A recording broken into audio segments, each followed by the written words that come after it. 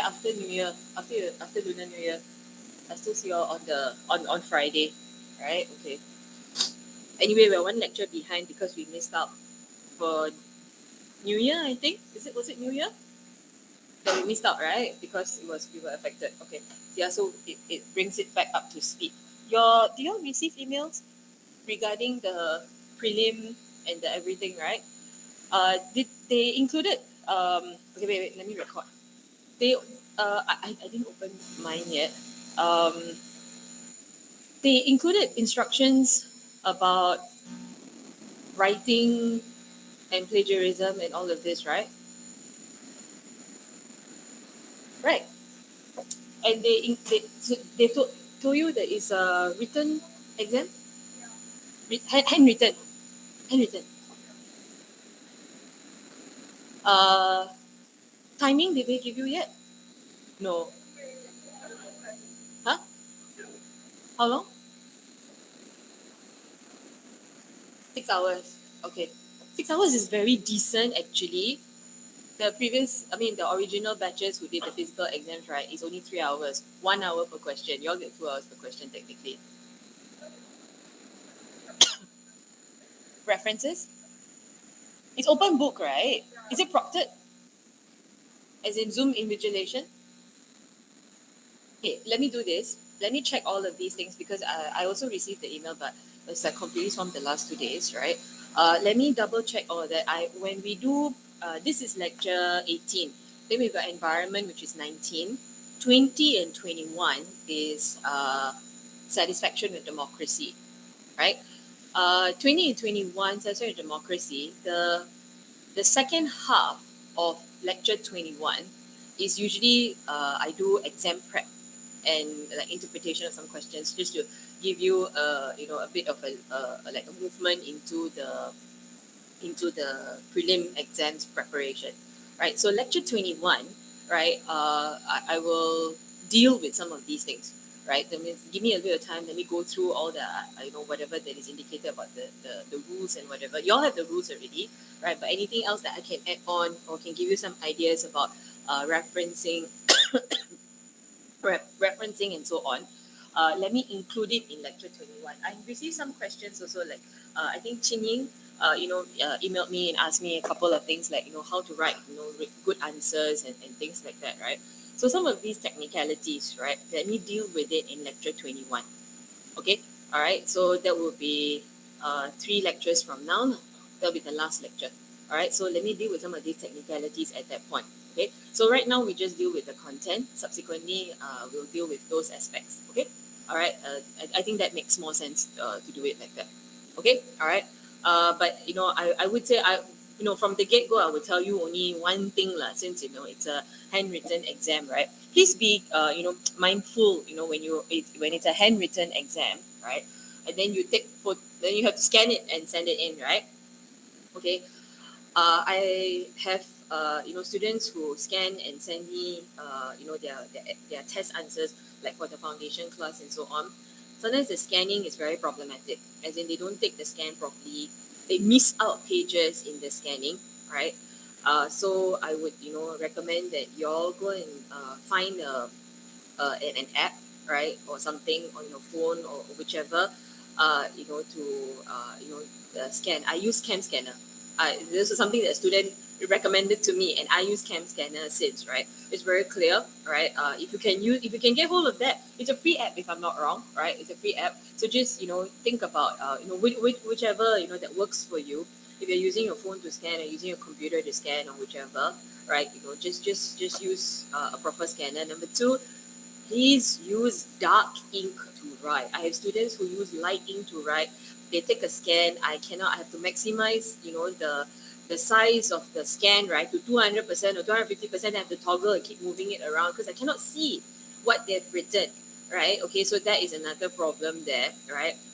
Number 3, please write clearly. All of us are so used to typing, right? People spell things wrongly when they write. Or they haven't got their thoughts, organized. So one is legible writing. Some people's writing, it's a little bit hard to read, but I can't say. So write bigger a bit if you're, writing. If you tend to write a bit smaller, right? Use dark ink. The other thing that I would also say is that with writing, right, a lot of students, and I've seen this many, many times, they write on one page, then they cancel the paragraph, they cancel sentences in between, they put one arrow on top, then they write something else, they put little directions like please turn over, rest of the argument is on the other side of the paper. Please do all of those kinds of things if possible. I know exam anxiety. I've taken every single exam I've taken, right, has been a handwritten exam. I've only taken, I think, one exam that was typed up. So the logic is this: I know exactly how it feels like to take that kind of exam, right, handwritten exam, and my writing is okay lah, right, not that fantastic either, but exam anxiety, when you're rushing, of course your handwriting is going to go wonky. So for this reason, I will also tell you one more important thing: please plan your answers. You have 2 hours, right? Spend 5 minutes, right? 5 minutes is more than enough. Plan your answer, meaning jot down what your thesis statement is and what are the major arguments that you're going to include. Even if it's an open book exam and you're referring to your notes, you still want to do this. Why? Because it reminds you what are the things you want to write about, and it avoids that terrible thing where you realize, oh, you've made a mistake, or you wanted to include that point later on, then you cancel, rewrite, all of these things.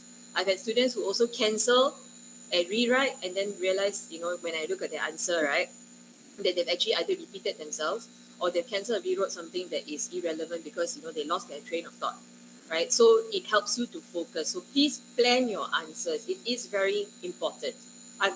This is something that I've done myself, tried and tested, right? Okay. For me, the other thing that I also do is that I set a time limit.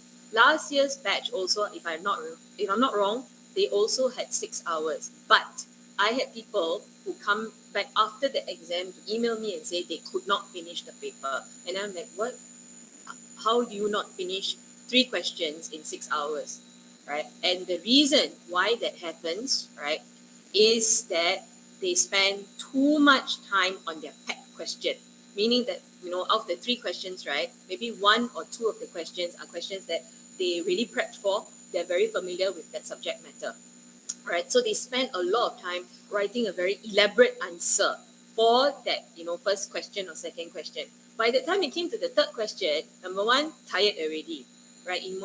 Emotionally drained, physically you're also drained and so on. The 6 hours, to sit down 6 hours to do, you sit down, listen to me for 3 hours, already want to toing, right? Okay, so 6 hours you sit down and write an answer is going to be draining on you, okay? So the rest, and then you want to go toilet in between, you want to grab a snack or whatever, right? So the logic here is that by the time they came to the last question, they ran out of time. And some of them sent me the copies of the paper. And you can see question 1, question 2, much longer. The third question that they did, right, is way shorter. That's because you didn't plan. And you spent too much time. When I used to do exams, like 2 hours, we get 3 big questions. Then, question 1 is like part A, part B, part C, right? So you go really watch your timing. So what I used to do was I will write, if the exam starts at 10 o'clock and I've got 2 hours to finish my my questions, right? I will divide the time and I'll write it on top of the question. I'll say 10 to 10:35, first question. 10:35, right? Move on to the next one. So when you are looking at the time, you've written the timing there, right? You're also like reminding yourself, you need to get on with it. You cannot dilly-dally, ting, go and check Facebook in between. All of these things all cannot be done. So, this is how I have done it. You can find your own way. I'm just giving you an idea. But what you need to think about is you don't need to think about these kind of things from now, because y'all will be starting to I presume, right? And I think a lot of y'all actually already started already, right? You will be starting to prepare for your prelim, and you will be starting to prepare for the final exams as well, collating all your notes and everything. You need to think about the exam strategy. Right, that is why I'm mentioning it now. To lecture 21, I will still, remind you all certain, these kinds of things, certain of these kinds of things. But this is an exam tip. Okay, all right. So the timing is also very important. You don't want to, burn yourself out. One more thing I will say before I start the lecture proper, right, is relating to the prelims. Okay, the timeline between the last lecture and the prelim itself, right, is not very far off. Right, so some people may feel a little bit stressed, right, thinking that I haven't finished the revision for the entire course in order to prep for the prelims. Do as much as you can. All right, that is the first thing that I would say. Number 2, the prelims, take it as a practice session. right? And don't beat yourself up, right? I think this is very important, right? Because I've seen it, I've experienced it myself also. Don't beat yourself up if you didn't do so fantastically well or didn't do as well as you expected. Or when you look at the prelim questions, as you're like, oh, I cannot answer this question, I cannot answer that question, I've a gap in knowledge.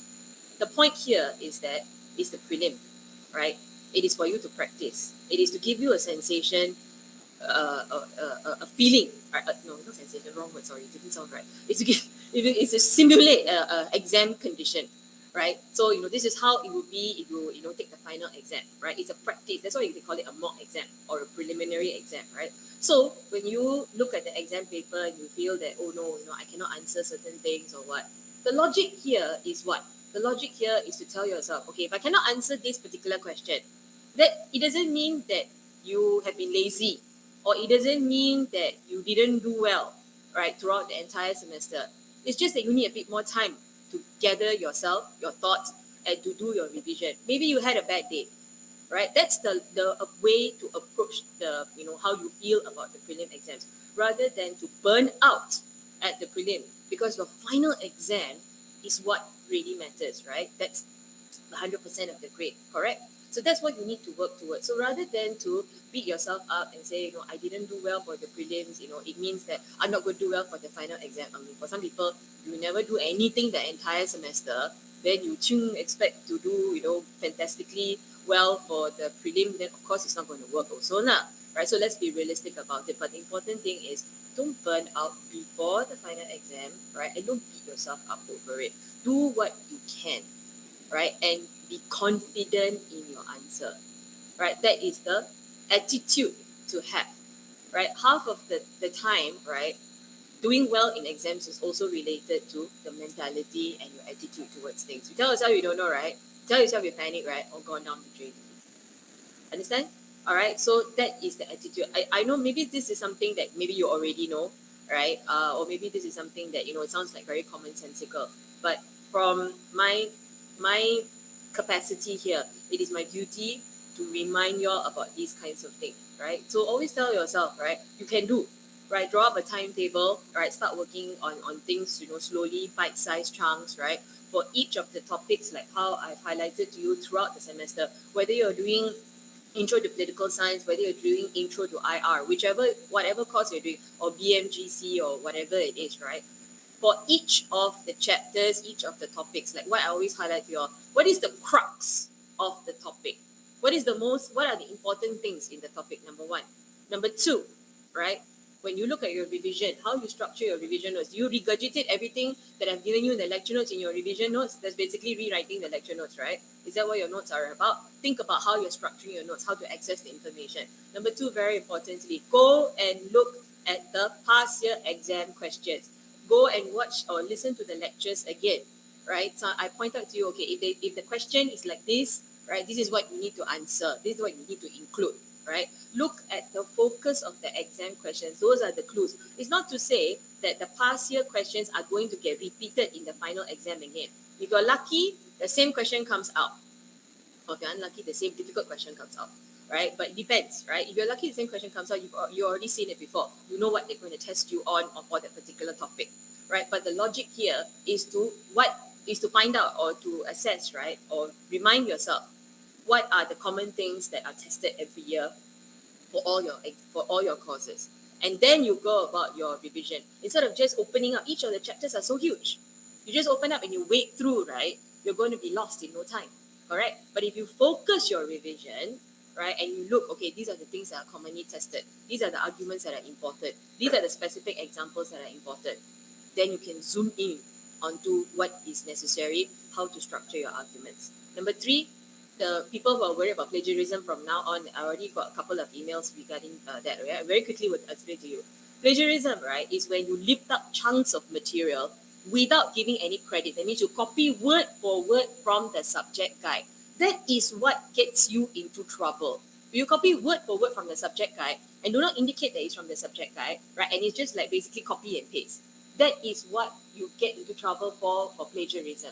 What you need to focus on, right, is to write as much as possible in your own words. So if everybody refers to the same example, I mean, how some of the examples are necessary to use, like 1987 West Germany election in determining coalition building, the minimum winning coalition and the maximum surplus majority coalition. It's a classic example. So many of us are going to be, many of you are going to be referring to the same examples. Using the same examples to illustrate is not a problem. That is not plagiarism. Plagiarism is when it's obviously copied. That means it's not your original it's not your original work. You're passing somebody else's work or passing material off as your own. That is what plagiarism is. Paraphrasing, writing in your own words, changing the words around, right? Okay, is problematic. If you lift chunks of material, if you give credit and cite, it also depends. If you're going to lift half a page of material and say, I've taken this from the subject guide, you're also going to get into trouble. Because that is what I saw with the year 2 paper. The student sent it back to me and he said, I've been cited for plagiarism. Can you help me? So I said, I cannot help you because I'm not the marker. The marker is in UOL. But I can tell you what went wrong. So what he had one statement of his own, and the remainder, right, was actually from the subject guide. But he credited it.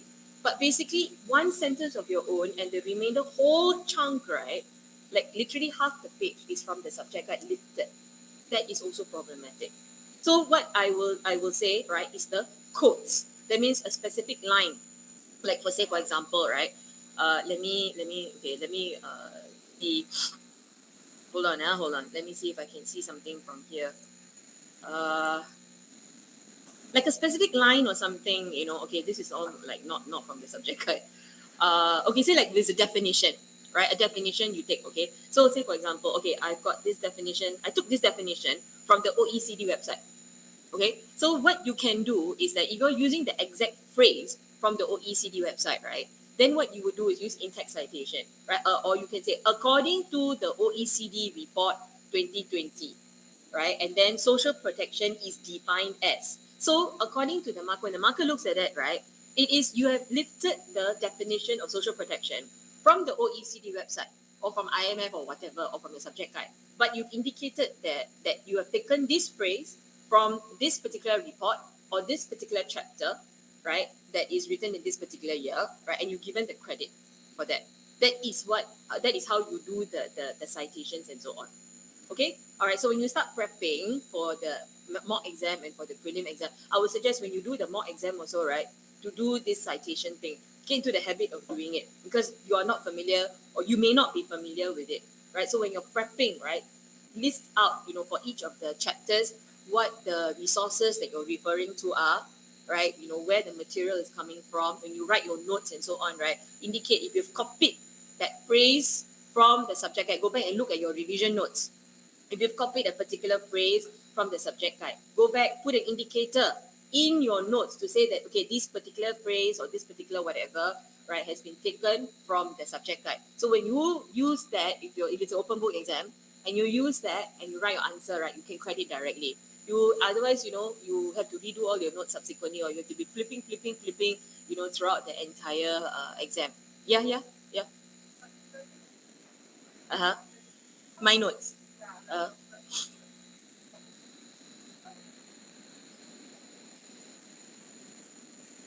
A lot of what is in the notes, I think generally I have sort of like rephrased a little bit here and there, right? I know past year some of them just say like, some course notes, right? According to the course notes and so on. But put it this way, even if you look at the lecture notes, right? Certain things I think maybe just change a couple of words here and there on your own. So you can even paraphrase my course notes because my course notes are quite a bit wordy in the sense because I want to explain things to you all, right? Yeah, so it can be, it can be a bit wordy, right? So you paraphrase that one also, right? To avoid, because somebody sent me an email, I can't remember who it was, who asked, like we're all referring to the same thing, then wouldn't the whole class, get into trouble? So I said, paraphrase, write in your own words as much as possible. Same thing we do for SUSS. Mm.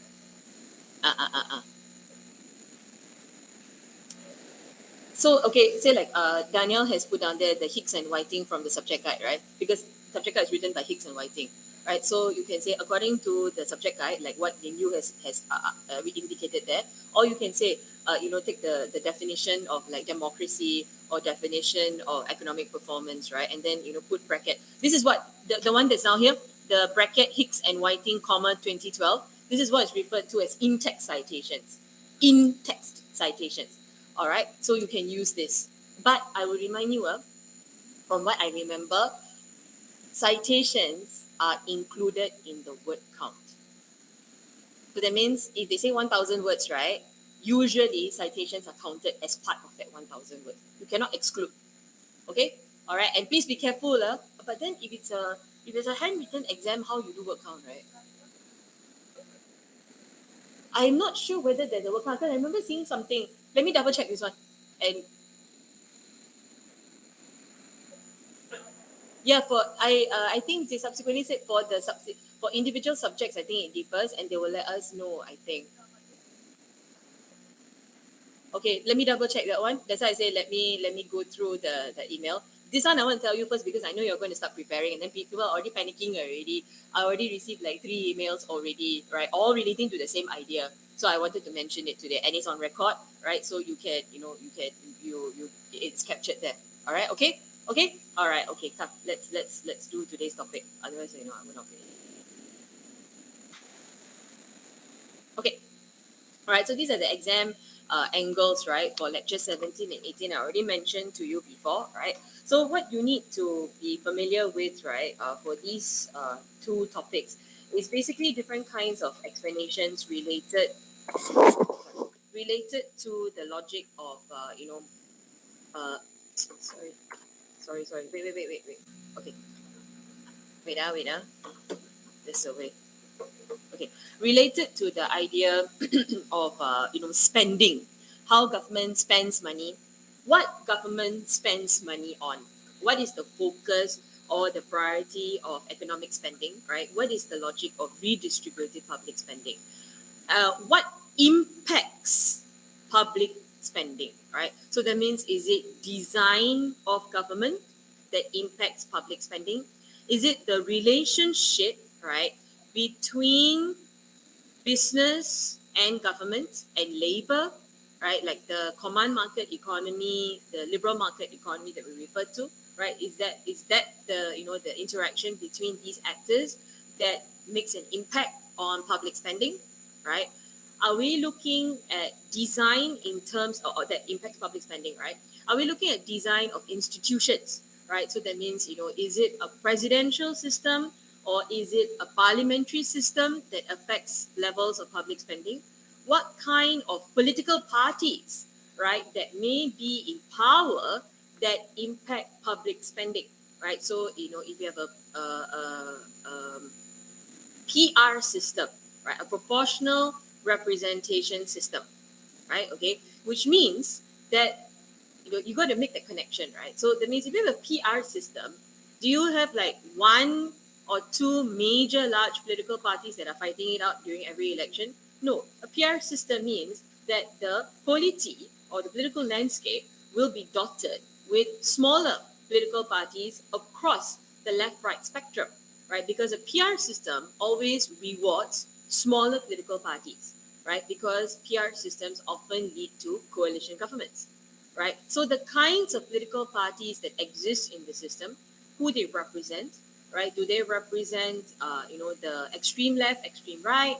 Do they represent those that are in the, the Greens, for instance, right? Or Christian Democratic, those on the center, and so on, right? Or do you have a majoritarian majoritarian electoral system, right? That results in the creation of extremely large, powerful political parties, which usually result in a 2-party system, right? And therefore, result in a 1-party government. Remember, 2-party system usually results in a 1-party government. That means it's either party A or party B wins in the elections, right? And therefore, they form the party singularly with the majority. And depending on whether you get a 1-party government or whether you get a coalition government arising from a PR system and a multi-party system, right? that would impact on whether you get accountability or whether you get representation. And prices, right, like say for example inflation, prices of goods, right, level of public goods and services that people expect, right, to be provided will vary. If you've got high levels of accountability, right, then you're going to have people who are expecting particular kinds of public goods and services that are being provided. If you've got high levels of representation, you're likely going to see higher, government expenditure. Why? Because there are many different constituents across the left-right spectrum, right? That each of these individual political parties that form the coalition government have to respond to, right? If I'm a majoritarian government, right, I've got the majority in government, right, and I won majority, like with 37%, 40% of the votes, right?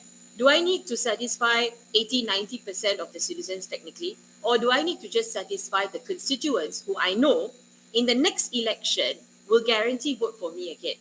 It's likely the latter argument, right? Because I just need to satisfy that one group, right? And I know guaranteed I can sail through the elections because the electoral system is such. Remember we watched the video about, electoral systems, right? And the little boy said, if you ain't first, you're last. Remember the simple majority logic, right? So that's the logic down here.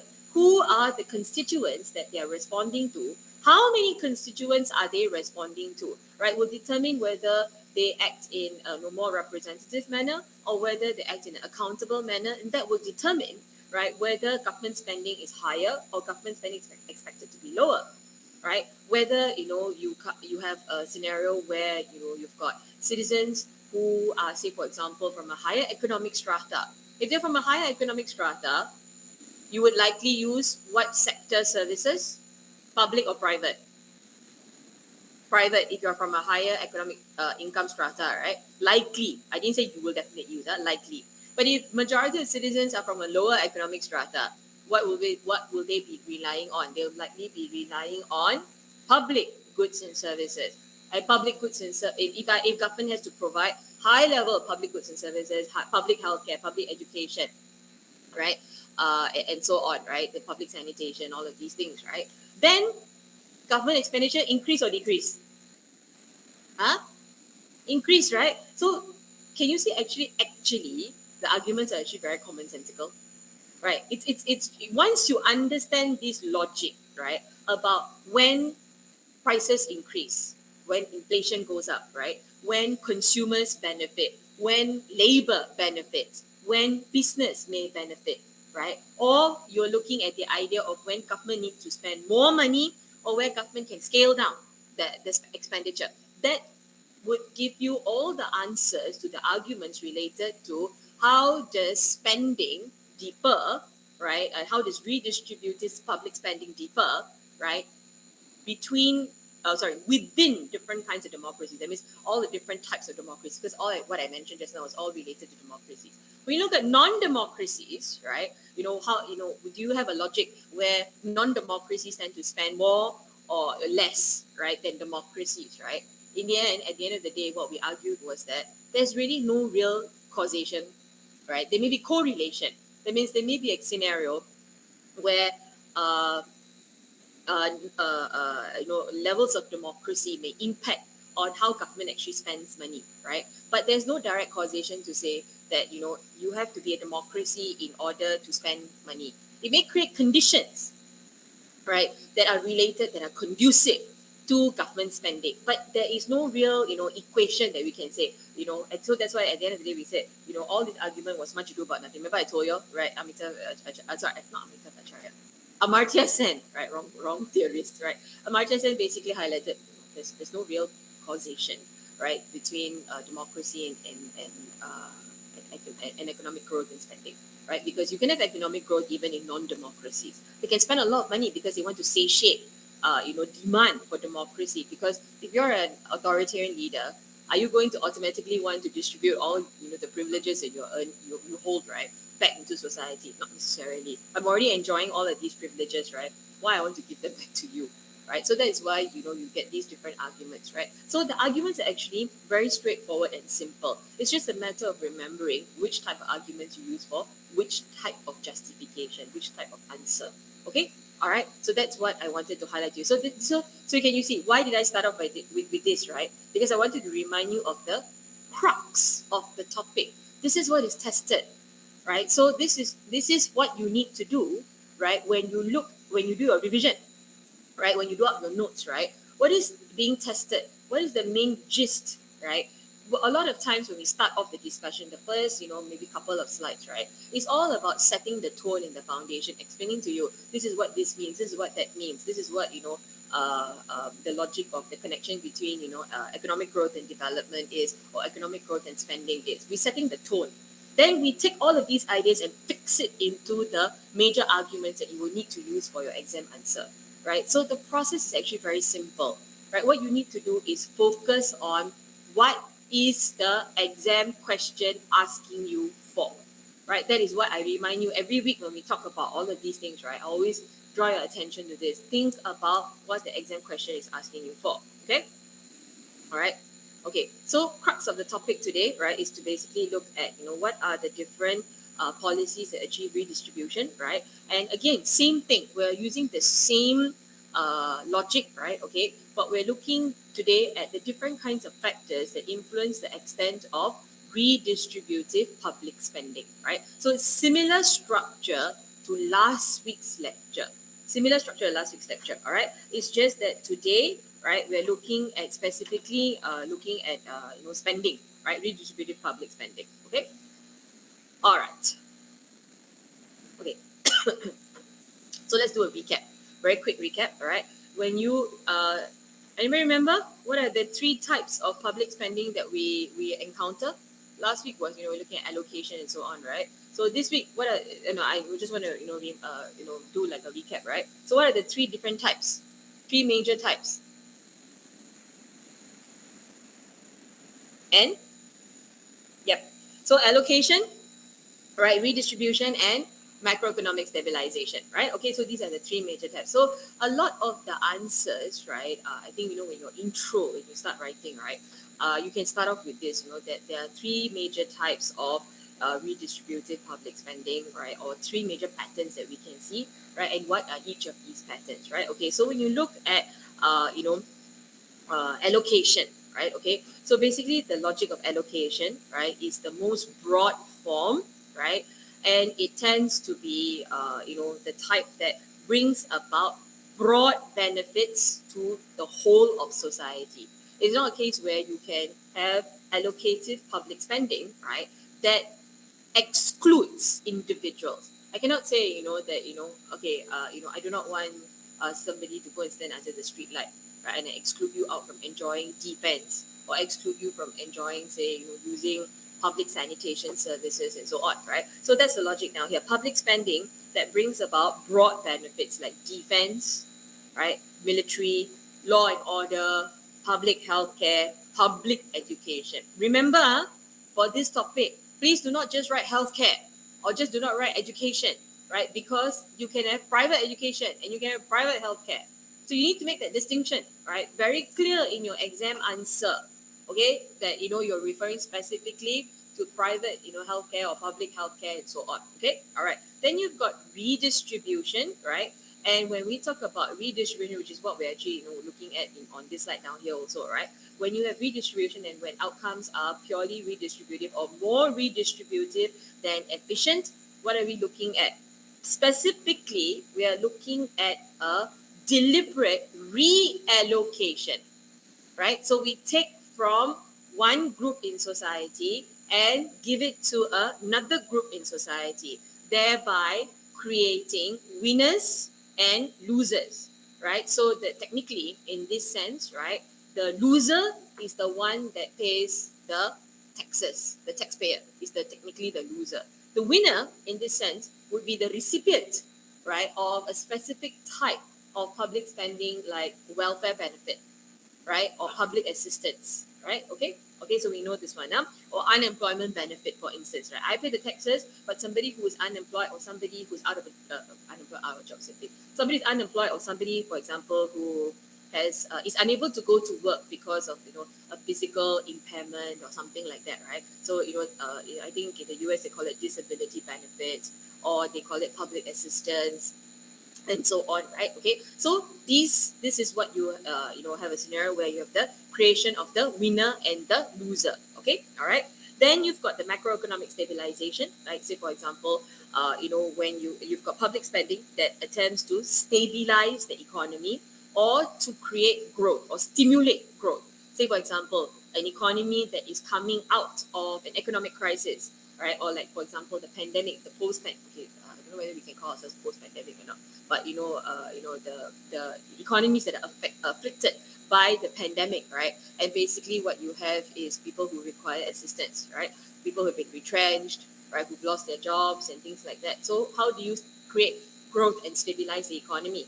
By looking at how we can inject more talent into the economy, into the labor sector, right? So you may have this demand side uh, you know, uh, uh, demand side, benefits, right? Which would be like employment benefits. People are asking, for more employment benefits. There are, SMEs are asking for like reduction in taxes or reduction in rentals and things like that. Then the supply side, right? Supply from government, right, would be things like awarding individuals credit, like what we see in the Skills Future program, right? Awarding or creating opportunities for people to go and upgrade themselves, right? So training programs or say for example, the encouragement of mid-career switches and so on.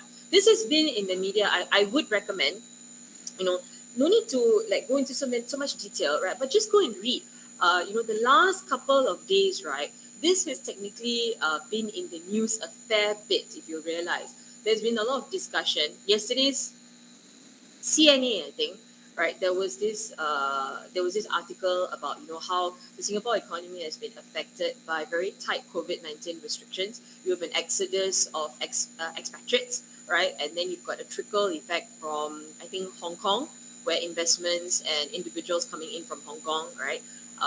So it recalibrates the economy. You've got, and I think also yesterday, day before, this week lah, yeah, I've been looking at a lot of media articles, right, locally, that refer to, say, for example, like 1 in 6 people are looking for a new job. There's this what they call the Great Resignation, right? There's this phrase that they're using, right? Great Resignation. People are resigning their jobs. They're finding their footing, right?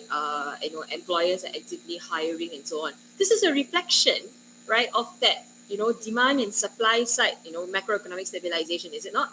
Right, and then government pumping in money into certain programs and so on, right? It's basically a reflection of this, right? Dipping into the reserves and so on. Then we just had the budget discussion, or is it no budget discussion? I think it's upcoming, right? Yeah, the committee of supply debates is around. I think it's always February, right? Okay, yeah. So keep a lookout for these kinds of things. You may be able to use a couple of examples. Remind you one more thing since I mentioned this for the exam, right? Okay, please use relevant examples, not fit in something that is a hot button issue in the media and it's very interesting and you want to drag it in and put it in and things like that. Please, yeah, I mean, it's very good that people are reading, right, and are up to date with information, but use it wisely, all right? So don't anyhow put in things that, are not necessary, okay? All right, okay. So, when we look specifically, right, at right, at redistributive public spending, right, okay, okay, wait, hold on.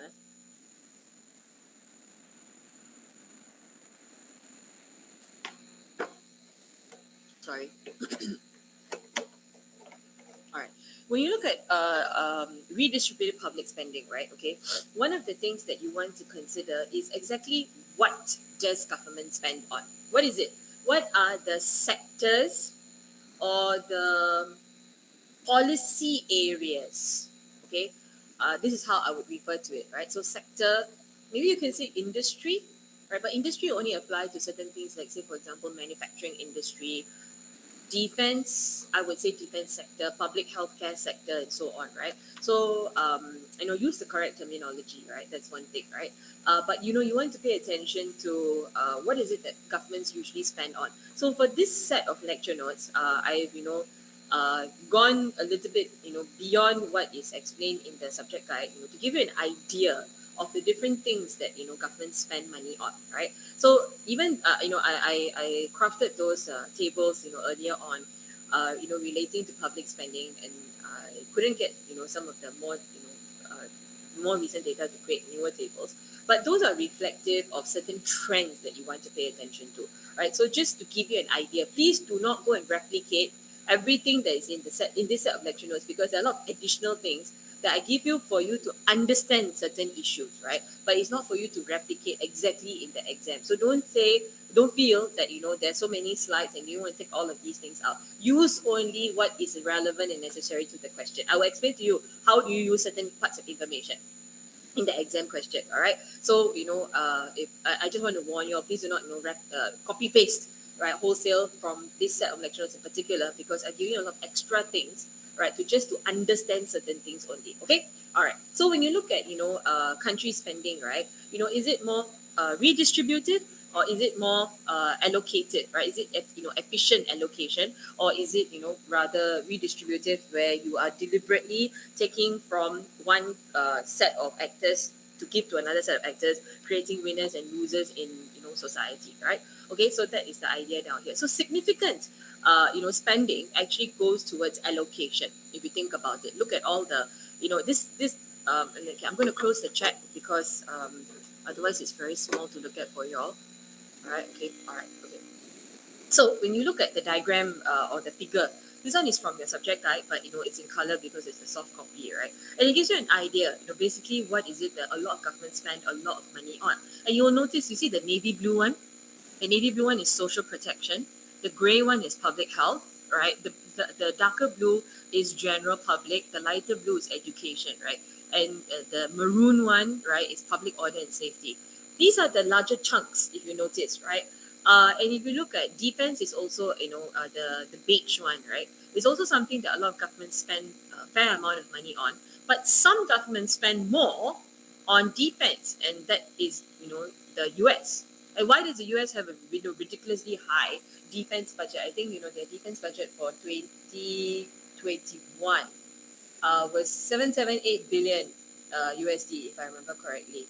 Because I mentioned in the other class, right? Yeah, 778 billion, compared to, say, like, for example, China, which was in the 200 plus billion, right? So, the gap is actually very high, right? So if you think about it, right, number one, right, what are the sectors in which government tends to spend a lot of money on, right? Because these are the sectors that constitute public goods and services, right? And it is the duty, the role, the function of sovereign states. Okay, we're going to our kind of a discussion, right? But this is the duty, role, and function of sovereign states to provide public goods and services to its citizens. Why? Because a sovereign state is supposed to take care of its population and of its territory, right? So that's the idea down here, right? So you borrow the idea, of what sovereign states are about, what the role and function of the state is, all about, right? So they are obligated, right, to provide these public goods and services, right? So that is why you see a significant, amount goes towards these types, right? Economic affairs, basically to achieve economic, stabilization, macroeconomic stabilization, environmental protection, increasingly, in the last couple of years, right? Defense, public order, and so on, right? And what you're also looking at, right, is that, when you look at the diagram, right, this is what, I deduced from it, right, or this is what you can deduce from it. When you look at it, right, a lot of public spending, right, is also on the redistributive end. The first one, when I talked about defense and public order and so on, right, that is on the allocative end, right, because basically you are creating better, greater good for the whole of society. But a lot of it, is actually on the redistributive end of the spectrum rather than the efficient allocation, right? If you look at, say, for example, social protection, right, dealing with things like relating to human security, food security, water security, and so on. If you look at public healthcare and public education, remember I asked that question and then she answered for me just now. if you are from a lower strata of the economy versus a higher strata of the economy, right? Would you be more inclined to use public goods and services as opposed to private goods and services? Remember I mentioned that, right? So that's the rationale down here, right? So you notice that these are the sectors that are prioritized, right? Because there needs to be this redistribution and this balance that is created in society, right? Because you need to take from the richer and you redistribute to the poorer, or some people like to say the haves and the haves not, right? And this is related to the idea that we discussed subsequently in the arguments, right? If you do not have efficient and effective redistribution, that means you do not you do not create winners and losers, right? If you don't tackle this issue, then what will result in society? That means you do not take from the richer and redistribute to the poorer, right? What does it result in? Huh? Okay, so imbalance what? What is the phrase that we use to describe this? Huh? Income inequality. So imbalance is one. Imbalance. I understand what you mean, right? But to zoom in, it's not wrong to use the word imbalance, right? But the better phrase. That's why I always tell you all, there's no such thing. Unless you're completely off, but there's no such thing as a wrong answer. But just some answers are better than others, right? Okay, so it is income inequality. So if it's not addressed, then you have got high levels of income inequality. Income inequality is measured by Gini coefficient, right? Okay, and anything that is close to 0.4 and above is considered to be very high levels of income inequality, right? So that's why a lot of states are very proud of announcing every year. This is the Gini coefficient for the state for this year. It's the lowest we've hit in so many years. Like I think the last 2 years Singapore has been emphasizing on this a lot, right, in the media. I think previously we used to be like 0.398 or something in around 2015, 2016. Then subsequently it's gone down to about 0.37, 0.36, right? Which is still quite high because it's very close to 4, but it has gone down apparently, okay? All right. So we'll look at Gini coefficient later, right? Okay. So that's what you need to focus on. These kinds of sectors are the ones that are prioritized, right? And you would notice that there's a lot of variance among states, right? Depending on the roles that they play in the international system, depending on the roles that they play, domestically or within the region and so on, depending on the demographics, right, in the state, right? Whether you've got a high level of, say, for example, not high level, sorry, a high proportion, sorry, that's what people, a high proportion of the polity or the population belonging to a particular income strata or belonging to a particular category, like say, for example, the elderly, right? So if you've got a huge aging population, then of course, your public policies need to be geared towards what? Huge aging population, your policies need to be geared towards healthcare. What usually? Public healthcare. It needs to be geared towards also what? Is it just public healthcare? Welfare benefits, right? Say like for example, because high number of elderly people means they've all retired, they're not employed, right? So it's unemployment also, not just healthcare, right? It's unemployment as well, right? But you need to deal with things like food security because if they're not working, then you've got unemployment benefits, right? You need to think about things like rental or housing benefits. You need to think about food security, like food stamps, or I think in Singapore we don't use food stamps. We have this like CDC vouchers and things like that, right? Okay, right. Then you need to think about like what you mentioned, public healthcare, right? Or policies in place like your CHAS program and so on, right? Okay, palliative care services, right? That means those services that are geared towards taking care of the elderly. You need to have particular industries that you focus on, right? Like say for example, what's the word? Geriatric care services, right? Or palliative care. Geriatric is the care of elderly people, right? So you need to have training provided for nurses or doctors and so on in these particular industries. So is it just one thing only? Is it just healthcare? You need to think about all of these other things as well, right? So depending on the composition of society, right, you need to think about how redistribution would look like. You have a high number of middle class, right? Then what they refer to as the sandwich generation, right? So what would the sandwich generation require? So welfare benefits, housing benefits, employment benefits, skills upgrading, retraining, and so on. If you've got high level of youth, what do you need to focus on? Patient. All right. Okay, so you understand how this works, right? Okay. So a lot of this has to do with taking into consideration, right? What is the policy context? Remember, I used this phrase, the political and the policy context. Remember, I used this phrase, right? Okay, so this is where you include. A lot of people don't think about this, right? They say, oh, this is what public spending looks like. Does public spending look the same in every state? The answer is no, definitely not. And you also need to think about one important thing as well. What is different between, say, for example, let's do a very stereotypical comparison. What is one major difference between Singapore and Malaysia in terms of thinking? Apply this logic of public spending, okay? All right, and then look at Singapore versus Malaysia. What is something that is very different between Singapore and Malaysia? What do they do that Singapore doesn't do? What? Huh? I cannot hear you. No lah, every country does upgrading lah. No lah. You're going to get me into trouble for this. Because it sounds like as if I asked a very controversial question, but actually I asked a very simple question.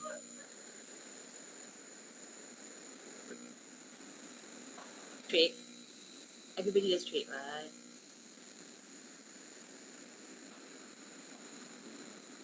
Natural?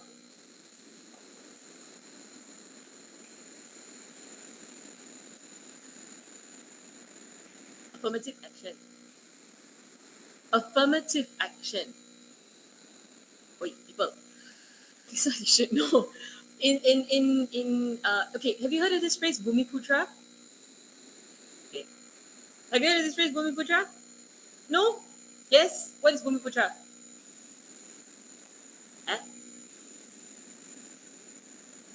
Direct translation is what? I don't speak Malay, but I know this one. Sons of the soil. Now you heard, yeah? Earlier on, it was what? Infrastructure upgrading, is it? Wait, let the Malaysians in the class, come after you. I'm not going to say anything. All right. More pavements in Singapore than Malaysia. What is this? You people, you all come up with the weirdest, responses to my question. So, okay, in Singapore, the guiding ideology is meritocracy pragmatism. All right, meritocracy meaning, do you get any special treatment based on your ethnicity?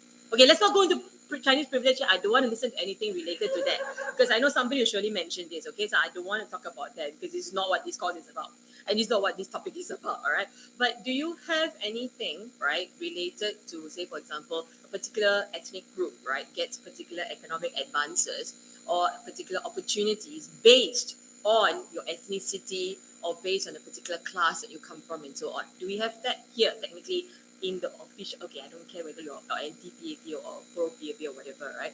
But officially, do we have this structure here? We don't have this structure here, right? But this is what we refer to as meritocratic approach, right?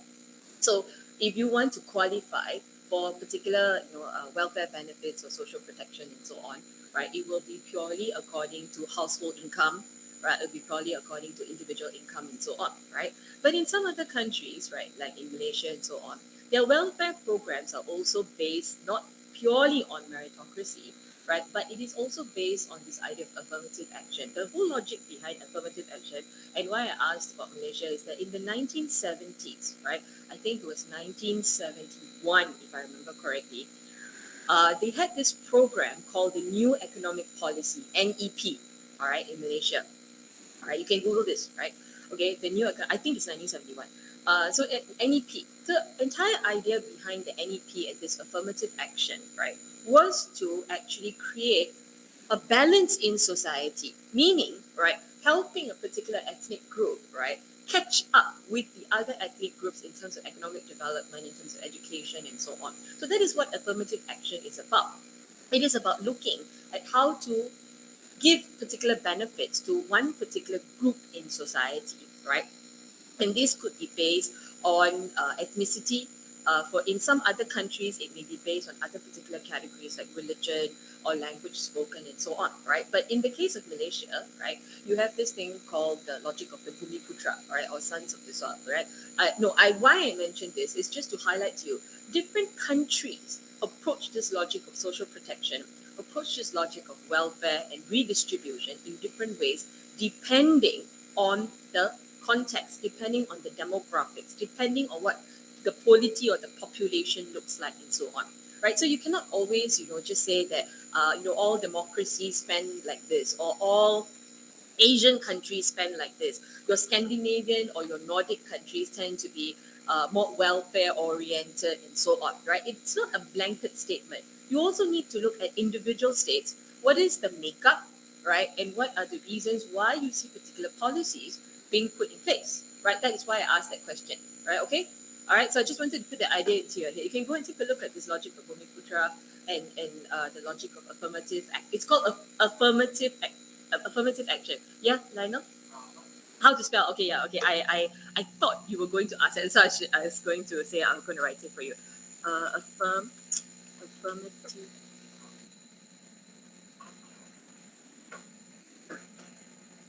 Right? Okay. Affirmative action. All right. It's like prioritizing one group over another group. To create particular. I mean, it is with the intention to create particular outcome. Okay. All right. Okay. Can I close the chat already? Lionel, you copy down already? Okay. All right. So what I'm going to do is I'm going to run through some of these slides, right, fairly quickly, because it's just to give you an idea, right, about the different kinds of public spending. So I'm not going to spend time on this, right? So you can take a look at it on your own. Certain things only I want to point out. Okay. So when you look at social protection, basically you're looking at, the idea. This is okay. Sorry. Whatever definitions that you're seeing here in these couple of slides, right? All the terminology is all taken from the OECD, reports, right? So I'm using a standard accepted. Maybe you want to write it down there, right? That is taken from OECD. So if you do happen to use any of these in your exam answer, right, then you can say according to the OECD, right? Then social protection refers to the measure of the extent to which countries assume responsibility for supporting the standard of living of disadvantaged and vulnerable groups, right? So you know where the information is from. All of this, right? The next couple of slides, right? All the terminology is taken from OECD. OECD. Okay? All right, from OECD. All right. Okay, so this is what social protection refers to, right? So social spending, things like cash benefits, tax breaks, particular welfare benefits, to the unemployed, or to those who have any kind of impairments or illnesses and so on, right? I'm very scared to use these kinds of words like disabled and impairments, because now there's so much lingo associated with it. Just write in so many words. Okay, all right, okay. All right. Okay. Then you've got. I gave you some stats. Just to look at it. I'm not going to run through the stats, right? Just to give you a rough idea. Which are the countries that spend money on the social protection. Healthcare. All right. So health spending, right? Final consumption of health goods and services, spending by both public and private sources, right? So that's why I told you when you say healthcare, right, or healthcare industry, it's a combination. According to OECD, you say healthcare, right? You're looking at private and public spending. That's why I asked you in your exam answer to specify you're talking about public healthcare. You understand the reason why? Okay. All right. Okay. Then if you look at it, right, I just point out to you, some states, right, they basically have a very big gap between, what the public what public healthcare looks like and what private healthcare looks like. Say, for example, in most of these states, right, if you look at it, the diamond shape is public healthcare, which is what? The diamond shape is what? Yeah, diamond shape is what is public healthcare, whereas the private healthcare, right, is the X. If you look at most countries, right, you will see that government actually spends more money on public healthcare, and there's a lesser amount of money spent by individuals. except the US, which is actually quite close to each other. Can you see the statistic? The diamond and the X, right, for the US, which is the last one, it's actually very close to each other, right? Which means that, government spends some amount of money, but the private healthcare, right, privately funded healthcare is like almost just as much, right? So it gives you an indicator, right, what the focus of the public spending program, right, in the US is like, because they spend a lot of money on defense, right, and waging war, not only their own defense, right, but waging war elsewhere and so on, right. So you see how the money gets redistributed. That's what budgeting is all about, right? The different ministries and different sectors, right, receiving different amounts of money, right.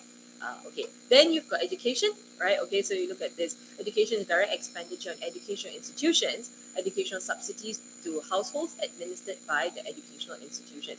It can be anything, right? It can be on things, directly related to, say, for example, the buildings itself. Investment in the, investment in infrastructure, educational infrastructure, right, is also part of education, right? The building of state-of-the-art facilities. I mean, this I will agree, okay?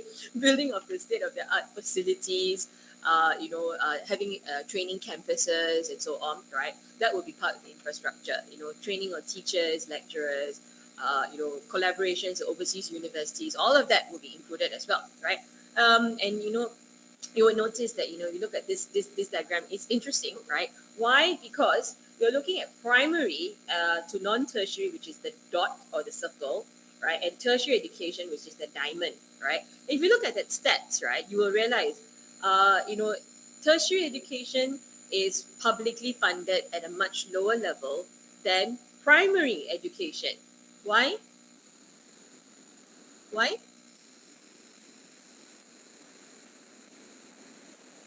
Foundation is very important, right? So that is about educating the basic labor force, correct? And also separately, right, you will also notice that for tertiary education, right, a lot of people go overseas for tertiary education as well, right? It's not, they don't do it domestically, right? So that is could be attributed. What am I trying to do down here? Why am I asking you? Why do you think the statistic looks like this?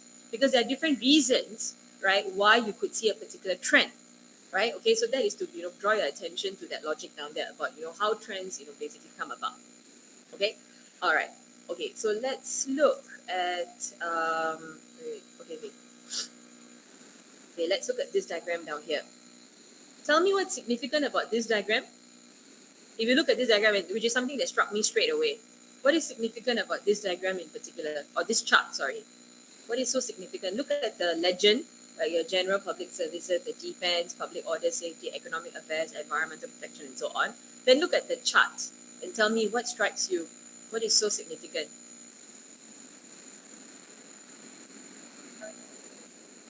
Okay, environmental, you? Spain?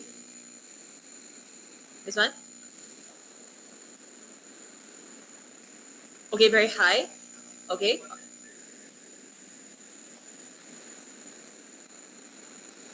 Now I'm just looking at a general trend only. Yeah, just a trend, What they see, okay, maybe in that case, general public services may be very high, maybe because of because this is from a particular time period, right? But if you look at the logic of maybe what the composition of the society may look like, right? So maybe you had a high level of elderly, right, or so on, or they were coming out of an economic crisis, and therefore general public services needed to be, provided and so on.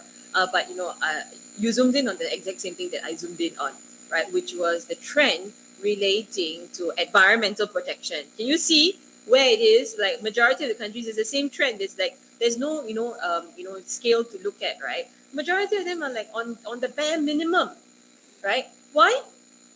Why do you think there is so little that is spent on environment? Why do you think there's so little that is spent on environment in many countries? We will do environment next week, but why? What? So what? They what? Sorry? They focus more on economic growth. So the economic growth is considered to be high level activities, whereas environment tends to be relegated to low level activities, right? And what else? It is not urgent. I wouldn't say environmental issues are urgent. They know that it's urgent, it is, environmental issues basically are firefighting, pun intended, right? Okay, it is firefighting, right? In their opinion, it's not urgent, right? As in that case, it is relegated to, it's relegated to the back burner because, there's always some other economic issue to be dealt with, like unemployment, like economic crisis, right? Like pandemic, healthcare crisis, and what are we looking at, right? Long-term impact, okay, fine. Free rider problem, as they can just rely on other countries to do the work. Yep, I agree with Yep. Also, next week when we do environmental issues, right, you will see what we refer to as a tragedy of the commons, right? Anything that is, not belonging specifically to one state where there's no boundary, right? Are they going to be concerned about depleting resources? Am I going to be concerned about overfishing? The seas are open, right? I can go and fish as much as I want, right? And maximize my, my gain, right? And not really worry. Yeah. Yes, it has to do with environmental attitudes, which is another argument we'll look at next week, right? What is it that people want? Would people prioritize, let's just be very honest, right? Do voters and do individuals, right, prioritize government spending money on environmental issues, or would you rather receive a GST voucher and offset, it, or something along those lines, or employment benefits and so on? Would you rather receive like, a 60% subsidy on your university education, or cancellation of student debts and things like that? But what do people really want government to spend on? Are they willing to forego, economic stimulus policy, right, in favor of government spending money on environmental issues? Right. So it's to do with what you mentioned. It's to do with what you mentioned.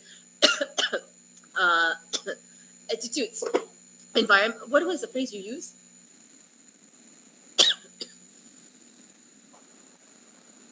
Are not in demand by the constituents, right? So, you know, I would refer to that as environmental attitudes, right? Whether people are inclined towards promoting economic growth. You would say, okay, I would say this. I would say this. Increasingly, yes, especially among the youth populations, right? There are a whole, bunch of youths and maybe middle-aged people who are, very keenly aware of the problems associated with the environment,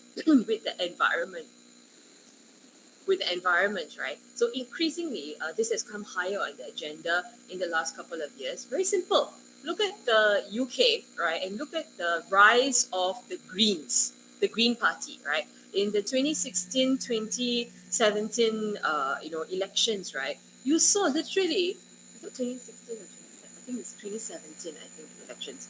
One of the years, in the previous one, I think the last one was 2019, right? So one prior to that, you had literally overnight, growth of the Green Party, right? Where did it come from? Because people were realizing that social justice, right, equitable distribution, the tackling of global warming and things like that, right, is actually very significant, and it cannot be ignored anymore, right?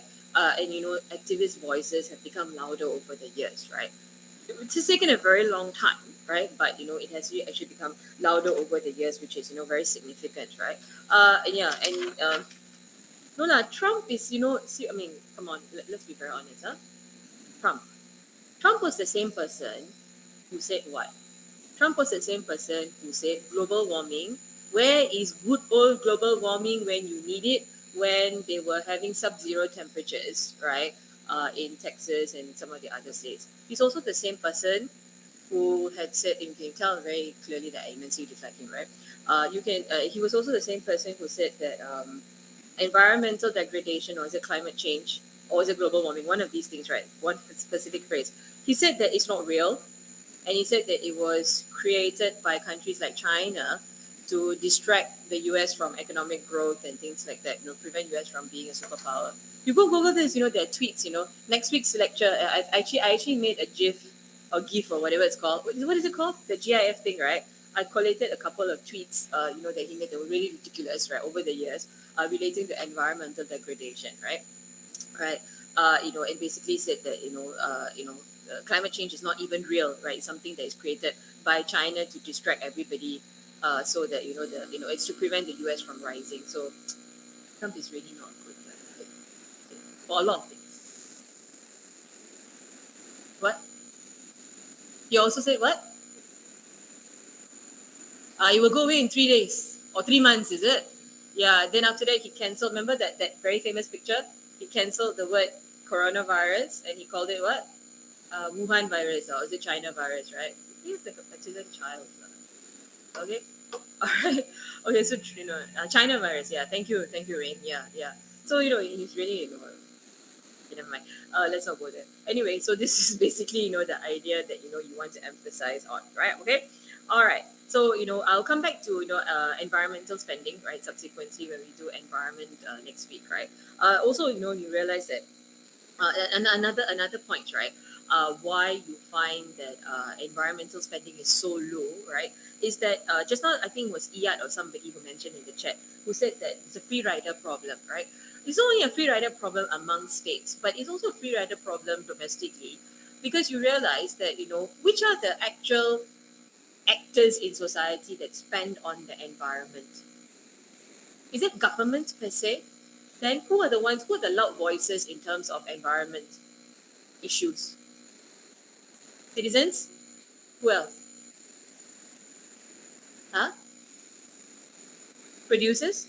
Like businesses. Right. Producers like businesses. NGOs. When you say producers like businesses, right? Very hypocritical of them, right? They tend to do all the damage, right? And then after that, they'll say, "Oh, we're engaging in corporate social responsibility, and we have, a water conservation program like Coca-Cola, right? Go and eat up all the water that is in the farms, right, to produce the Coca-Cola. I think it takes about 2 liters of water to produce 1 liter of Coca-Cola, something along those lines, right? And what they did was, particularly in India, they went in and set up plants in farms, near farm areas, right? Used up all the water in the wells, right? And then they had a huge PR, disaster on their hands subsequently. And then they had another PR disaster on their hands because they took the water from the farms, right? Water was tinted with pesticide. And then they had to go on they had to use a Bollywood actor to go to the plant and drink a bottle to say it's safe to drink, don't worry, it's not tinted with pesticide anymore. So they do the damage, and then subsequently they say we're engaging in corporate social responsibility, we have water conservation programs or land conservation programs and so on, right? That's where you get the why do you think Coca-Cola uses the polar bear? They use a polar bear in their like Christmas slogans and their whatever, right? It is actually because they have a polar bear conservation program, right? Yeah, NGOs and activists are also take care of a lot of these issues, right? So that is why so the free rider problem is that the burden is not on on government per se, right? Let's look at things today, right? What did they say, right? I'm totally environmentally unfriendly because I've got a disposable cup with a straw, right? So individuals don't use plastic bag lah, convert to veganism and blah blah blah, because it's the individual who has got a responsibility towards the environment and so on. So the blame is shifted, right? Whereas things like, welfare benefits, right? Unemployment benefits, can anybody else take care of it technically? No, it is the job of government, right? So that's why you see the difference in the way money is being spent. Okay? Okay, let's do this. I'll take it as 1:15. Come back by 1:30. All right, then I will continue the discussion with inequality. All right? Okay, go for your break. Come back by 1:30, latest. Otherwise, I won't have time to finish.